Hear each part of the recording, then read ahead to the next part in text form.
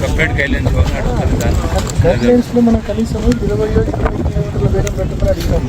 అది ఒక ఎత్తు. వెదర్ స్టేషన్లలో గాలి రికార్డు కాదండి. ఈ పేపర్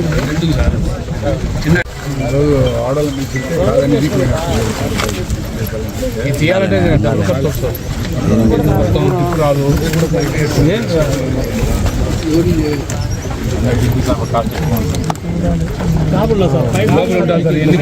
తీసుకొని లాక్కుంటే రాదు సార్.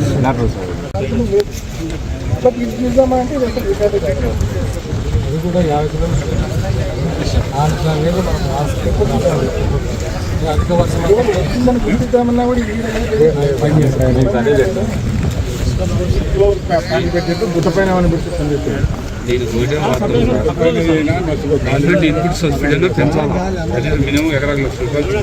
రికార్డే కాలే. వీళ్ళు పెట్టిన డివైజుల్లో సబ్స్టేషన్ దగ్గర ఆటోమేటిక్ వెదర్ స్టేషన్ పెట్టారు.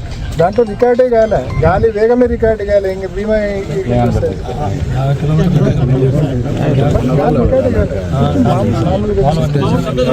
లింగాలలో ఫర్ ఎగ్జాంపుల్ ఎక్కడ ఊళ్ళో 21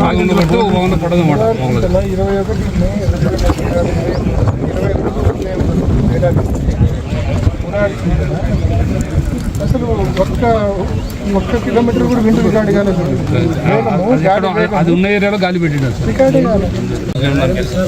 వెదర్ స్టేషన్ పనిచేయడం ఎక్కడ పనిచేయండి సార్? చాలా రోజుల్లో పనిచేయడం ఇన్సూరెన్స్ కట్టుకోమన్నాడు సార్. ఇన్సూరెన్స్ మా అయితే ఏడాది పొలం అంట రైతులంతా కడపకు బాగుంది సార్. అయిపోతాడు కడతానే మంచి పక్క బ్యాంకులో కడతాను సార్. కవరేజ్ ఉంది మనకు. పంటల బీమా కట్టకు కాదు, పంటల బీమా కవరేజ్ ఉంది. పంటల బీమా రావాలంటే గైడ్ లైన్స్ అన్యాయంగా ఉన్నాయి. అదే సార్ గైడ్ లైన్స్ ఇన్ని కిలోమీటర్ల వేగంతో చెట్టు పడితే కదా బీమా ఇస్తాం రైతులు అనేది ఉంది. ఇప్పుడు అన్ని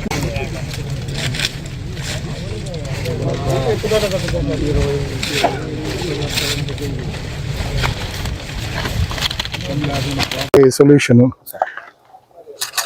weather based crop insurance scheme సంబంధించిన గైడ్ లైన్స్ లో గాలి వేగం అనేది పూర్తిగా గాలి వేగము 40 కిలోమీటర్లు 50 కిలోమీటర్ల పర్ అవర్ వేగంలో గాలి వీచి అది వెదర్ స్టేషన్ లో రికార్డ్ అయ్యి చెట్లు పడిపోతేనే మేము పంట బీమా ఇస్తామని చెప్పి ప్రభుత్వాలు ఇస్తున్న సర్క్యులర్స్ లో ఉన్నాయి.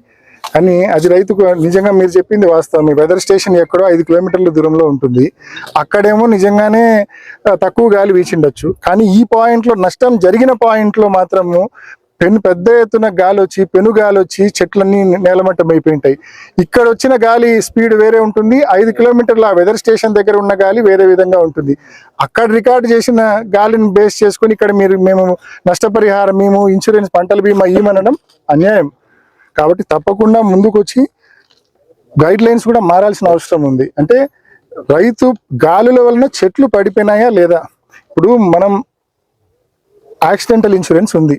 సహజంగా మనం చూస్తూ ఉన్నాం. బైక్లోనో లారీలోనో కార్లోనో లేకుంటే నడుచుకుంటూనో పోయేటప్పుడు మనకు యాక్సిడెంట్ అయితే యాక్సిడెంట్కి సంబంధించిన బీమా వస్తుందా లేదా? ఇంత స్పీడ్లో బైక్ గుద్దితేనే వస్తుంది, ఇంత స్పీడ్లో లారీ గుద్దితేనే వస్తుంది, ఇంత స్పీడ్లో జీపు గుద్దితేనే వస్తుందని లేదు కదా. మనిషి అక్కడ చనిపోయినాడా లేదా అనేదే ప్రామాణికం, అంతేనా? మనిషి గాయాలైనాయా లేదా అనేదే ప్రామాణికం. దాన్ని బేస్ చేసుకొని బీమా సంస్థలు ఆ గాయపడ్డ వ్యక్తికో లేకుంటే చనిపోయిన కుటుంబానికో బీమా చెల్లించే పరిస్థితి ఉంది. అదేవిధంగా ఇక్కడ కూడా వ్యవసాయానికి సంబంధించి కూడా చెట్లు పడిపోయినాయా లేదా అనేది ప్రామాణికంగా తీసుకున్నప్పుడు మాత్రమే చెట్లు పడిపోయినాయా లేదా. ఇంత స్పీడ్తో గాలి వీచి పడిపోతేనే ఇస్తామండము కరెక్ట్ కాదు. చెట్లు పడిపోయినాయా లేదా అనేది మాత్రమే ప్రామాణికంగా తీసుకొని ప్రభుత్వాలు ప్రామాణికంగా తీసుకొని బీమా చెల్లించే పరిస్థితి వచ్చినప్పుడే తప్పకుండా ఈ మాదిరి విపత్తు వచ్చినప్పుడు రైతుకు అంతో ఇంతో న్యాయం జరిగే అవకాశం ఉంటుంది. కాబట్టి ఆ దిశగా ప్రభుత్వాలు ఆలోచన చేయాలా, ఆ దిశగా ఆచరణలోకి తీసుకొని రావాలని చెప్పి మనం చేస్తా ఉన్నాం. ప్రతి ఒక్కరూ తప్పనిసరిగా యూట్యూబ్లోకి వెళ్ళి కడప వార్తను లైక్ చేయండి, సబ్స్క్రైబ్ చేయండి.